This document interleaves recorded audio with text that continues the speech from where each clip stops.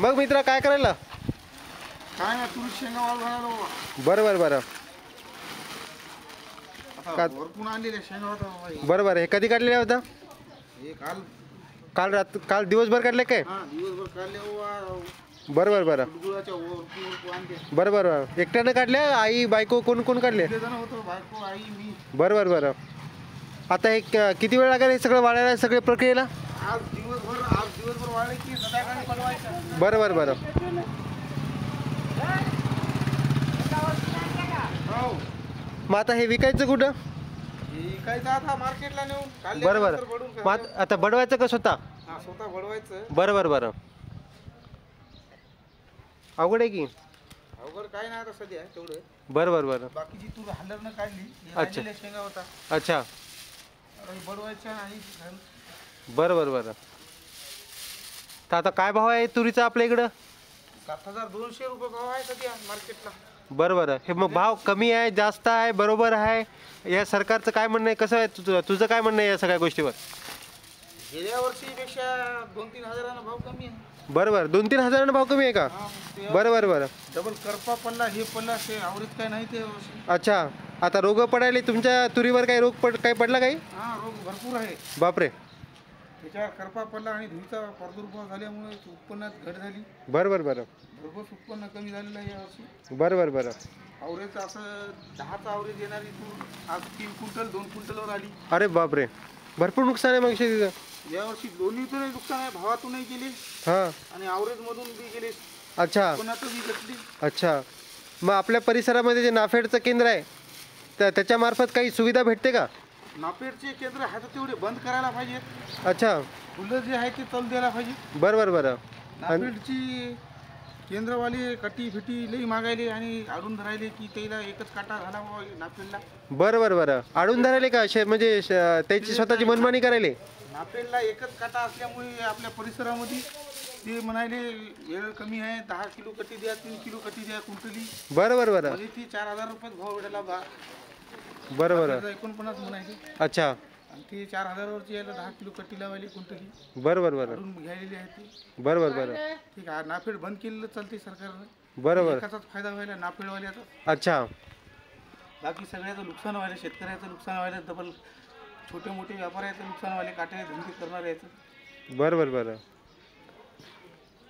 काटे जे छोटे मोठे व्यापारी आहेत त्याचे हो, हो. बंद पडले आणि एकट्याच नाफेडला लोक 1949 भाव असल्यामुळे ते सोयाबीन तिथंच मिळाली. आणि ते नाफेडवाले पैसे कधी देतात? एकटंच कमवायले, सगळे जे कमवायचे घर धकायचे सगळ्याचे. अच्छा. एकटंच कमवायले. बरं बरं बरं. भरपूर कमाई व्हायली नाफेडवाले ह्याचीच. ते धंदे बंद करायला पाहिजे गव्हर्नमेंटला. बरं बरं बरं.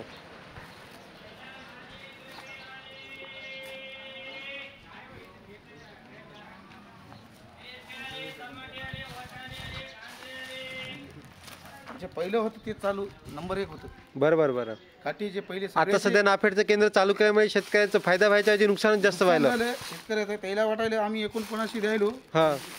शेतकऱ्यापासून 4,042चा भाव भेटायला. बरं बरं. ते म्हणजे एक तर 10-12 किलो कटी लावून 10-12 किलो कटी लावायली हां. कुंटली. अच्छा. आणि एक तर परिसरामध्ये एकच काटा राहिला.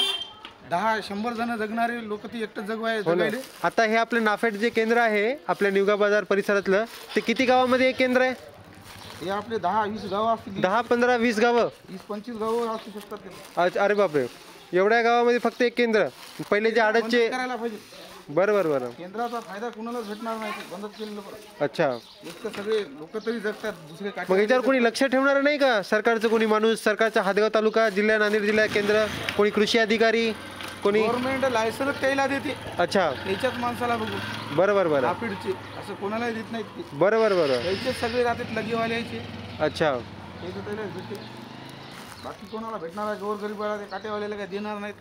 मग सगळ्यालाच नाफेड द्यायला पाहिजे. टोटल जणाला टोटल जेवढे काटे आहेत तेवढे बी द्यायला पाहिजे. अच्छा. लायसन्स तरच ते कॉम्पिटिशनमध्ये चालतील. नाही तर असं म्हणलं तर लोकांचा पिळून काढतील एक तर म्हणलं. आता आपल्या परिसरामध्ये 5 किलोमीटरवरती निवगा येथे नाफेड केंद्र आहे आणि 3-3.5 किलोमीटरवरती आमदाराचं गाव आहे. तर आमदारानं काही केलं पाहिजे असं काही वाटत नाही का तुला? आमदार काहीच करत नाही. आमदार निवडून आले की घरी बसते सगळी. काय करणार? बरं बरं बरं. त्याचं काय लक्ष द्यायचं काम आहे? त्याला त्याच्यावरच लक्ष द्यायला लागते. अच्छा. कुठून निघतील, कुठं बजेट निघेल, कुठं काय होईल ते बघायला लागते त्याला. बरं बरं बरं. तेव्हा लक्ष देतील ते. कुठून खाता येते ते त्याचा मार्ग काढते. कुठला रोड 5 फूट करायचा, 10 फुटाचा, 15 फूट करायचा, ते 5 फूट करायचा, कसा ते बघतात. लोक आत्महत्या करायला हे नापिकीमुळं, निसर्गाच्या मेले तरी सगळे वाईट परिस्थितीमुळं. सगळे मेले तरी त्याला घेऊन देत नाही.